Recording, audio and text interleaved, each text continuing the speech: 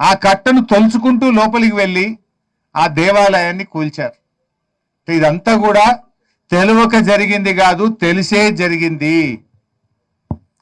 ఎందుకు ఈ మాట అంటున్నామంటే, సరే రేవంత్ రెడ్డి గారికి కూల్చుడు కొత్త కాదు. హైదరాబాద్లో హైడ్రా పేరిట పేదల బతుకులు కూల్చిండు, పేదల ఇండ్లు కూల్చిండు, చివరికి దేవాలయాలు కూడా కూలుస్తున్నాడు. ఆయన ముఖ్యమంత్రిగా కట్టిందేమి లేదు, కూలగొట్టుడే తప్ప. పేదల ఇండ్లు కూల్చుడు, పేదల బతుకులు కూల్చుడు, దేవాలయాలు కూల్చుడు, మసీదులు కూల్చుడు, చర్చిలు కూల్చుడు. ఇవాళ ముఖ్యమంత్రి రేవంత్ రెడ్డి ప్రమాణ స్వీకారం చేసిన తొలినాలలో ఒక మాట నాకు గుర్తొస్తా ఉంది. నేను సెక్రటరియట్లో పోతే లంక బిందెలు ఉంటాయి అనుకున్నా, కానీ ఈడ సెక్రటరియట్లో చూస్తే లంక బిందెలు కనబడతలేవు అని మాట్లాడిండు. రేవంత్ రెడ్డి ముఖ్యమంత్రి అయింది లంక బిందెలు ఎత్తుక్కోవడానిక?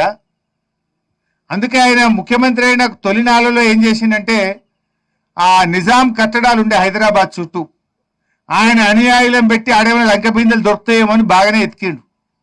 ఆ నిజాం కట్టడాలు, నిజాం చారిత్రక భవనాల చుట్టూ ఆయన అనుయాయులతో చాలా రోజులు ఎతికిండు. మరి ఆయన దొరికినాయో దొరకలేదో నాకు తెలియదు. ఇప్పుడు ఇక మన మీద పడ్డాడు, కాకతీయుల మీద. కాకతీయ రాజులు నిర్మించినటువంటి పురాతన ఆలయాల్లో మరి అక్కడ ఆ నిధులు, లంకె బిందెలు ఉంటాయి, గుప్త నిధులు ఉంటాయని చెప్పి ప్రసిద్ధి. ఎందుకంటే ఆ రోజుల్లో ఏం చెప్పేవాళ్ళంటే, శత్రురాజులు దాడి చేసినప్పుడు వారికి దొరకకుండా ఉండడానికి వజ్రాలు, వైడూర్యాలు, సంపదనంతా కూడా మరి గుహల్లో కానీ దేవాలయాల దగ్గర దాచేవారని నానుడు ఉంటుంది.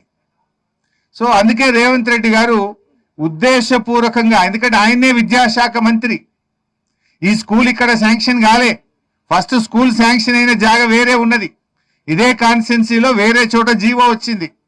అక్కడి నుంచి ఇక్కడికి మార్చడము, అర్ధరాత్రి పూట తవ్వకాలు జరపడం అంటే ఇది రేవంత్ రెడ్డి డైరెక్షన్ లో గుప్త నిధుల కోసం జరిగిన తవ్వకము. గుప్త నిధుల వేటలో 800 ఏండ్ల చారిత్రక సంపద శివాలయాన్ని కూల్చివేసిండు ఇవాళ రేవంత్ రెడ్డి గారు.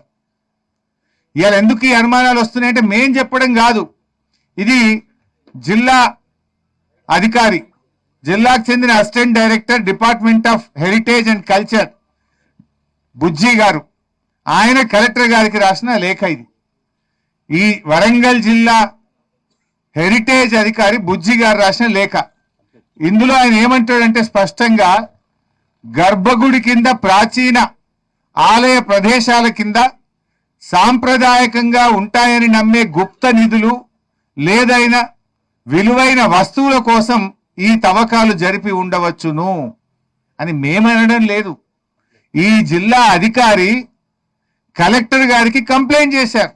పురావస్తు శాఖ అధికారి కలెక్టర్ గారికి కంప్లైంట్ చేశారు. 7వ తేదీ కంప్లైంట్ చేస్తే ఇవాళటి వరకు ఎఫ్ఐఆర్ కాలేదు, ఇవాళటి వరకు కలెక్టర్ గారు చర్యలు తీసుకోలేదంటే దీని వెనుక రాష్ట్ర ప్రభుత్వ పెద్దలు ఉన్నారు కనుకనే కలెక్టర్ గారికి ధైర్యం చాలతలేదు.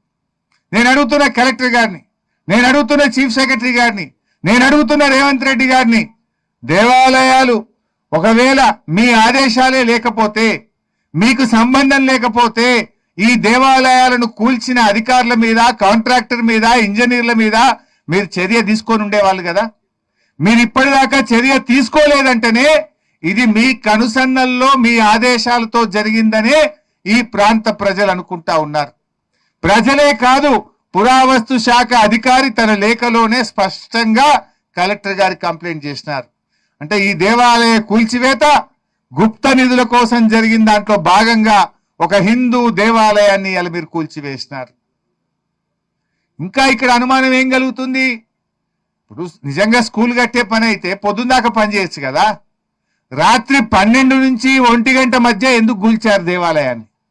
అర్ధరాత్రి పూట చీకట్లో ప్రజలెవరూ చూడకుండా ఆ అర్ధరాత్రి పూట ఎందుకు పనిచేసినారు? అర్ధరాత్రి పూట దేవాలయాన్ని ఎందుకు కూల్చారు అని ఇలా ప్రజలు అడుగుతున్న ప్రశ్న.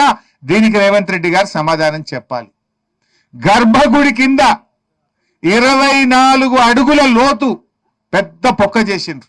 ఎందుకంటే గర్భగుడి కిందనే గుప్త నిధి ఉంటుందని నానుడు ఉంటది కనుక ఆ గుప్త నిధి కోసం అర్ధరాత్రి పూట గర్భగుడి కింద 24 అడుగుల లోతు తవ్వారు. ఇది మేం చెప్పలే, ఆర్కియాలజీ డిపార్ట్మెంటే చెప్తున్నది. తవ్వి మరలో వెళ్ళినాయా, ఎత్తుకపోయిందా, ఏమైందో మాకైతే తెలియదు. తర్వాత మళ్ళీ మట్టి నింపిండ్రు, దాంట్లో సగం అంతా నింపిండ్రు, ఇంకా కూడా పొక్క ఉన్నది. అది మేం చెప్పలే, ఆర్కియాలజీ వాళ్ళు లోపలికి వాళ్ళ పద్ధతుల్లో టెక్నికల్ గా చూసి 24 అడుగులు తవ్వారు, తర్వాత మట్టి నింపారని కూడా ఆ కంప్లైంట్ లో స్పష్టంగా ఆర్కియాలజీ అధికారులు కలెక్టర్ గారికి ఫిర్యాదులో చెప్పారు.